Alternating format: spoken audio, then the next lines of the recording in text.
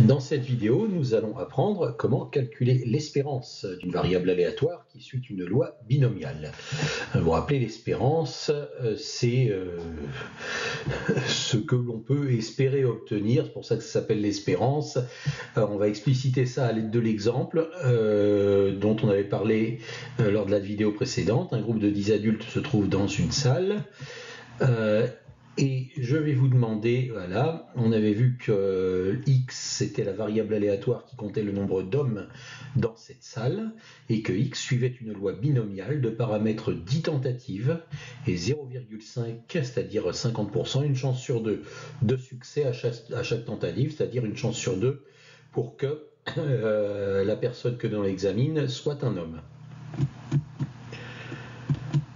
Donc la question, c'est sans aucun renseignement supplémentaire, quel est le nombre d'hommes le plus probable dans ce groupe? Donc, vous savez qu'il y a 10 adultes qui se trouvent dans une salle, des hommes et des femmes. Quelle composition vous supposeriez la plus probable? Quel est le nombre d'hommes qui vous paraît le plus probable dans ce groupe si vous n'avez pas accès à la salle et que vous ne savez pas comment se compose ce groupe?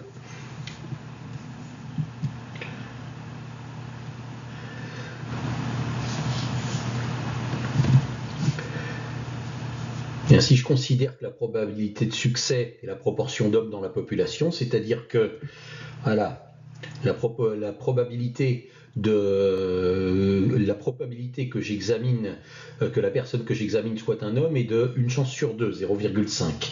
Ça veut donc dire, ça peut peut-être donc vouloir dire que la proportion d'hommes dans ma population est de la moitié, et de 0,5. Et que donc, dans mes 10 personnes que j'ai prises de ma population, ce qui est le plus probable, c'est que la proportion d'hommes soit aussi de 0,5. Ça nous ferait combien d'hommes? Ça nous ferait 5 hommes. Et donc, on peut espérer obtenir 5 hommes dans ce groupe. En moyenne, si on fait de très nombreuses fois cette expérience, avec ces conditions-là, la moyenne des nombres d'hommes qu'on aura obtenus dans chaque groupe va se rapprocher de 5. Voilà, c'est pour ça qu'on dit que l'espérance de la variable aléatoire du nombre d'hommes vaut 5. Et on note comme ceci en écriture mathématique, comme on l'avait vu dans le chapitre sur les variables aléatoires. Maintenant, ce 5, comment est-ce qu'on l'a calculé? Qu'est-ce qu'on avait à notre disposition? On avait les paramètres de la loi binomiale. Qu'est-ce qu'on a fait avec ces paramètres pour obtenir 5? Vous voyez ce qu'on a fait avec le 10 et le 0,5? On a dit c'est 0,5 la proportion appliquée à 10, c'est-à-dire c'est 0,5 multiplié par 10, ou 10 fois 0,5. Donc le 5, l'espérance, on l'a obtenu en multipliant les deux paramètres de la loi binomiale. Voilà, c'est ce qu'on a fait, 10 fois 0,5 pour obtenir ces 5 hommes. Autrement dit, comment est-ce qu'on va obtenir l'espérance d'une variable aléatoire qui suit une loi binomiale? On va multiplier les deux paramètres.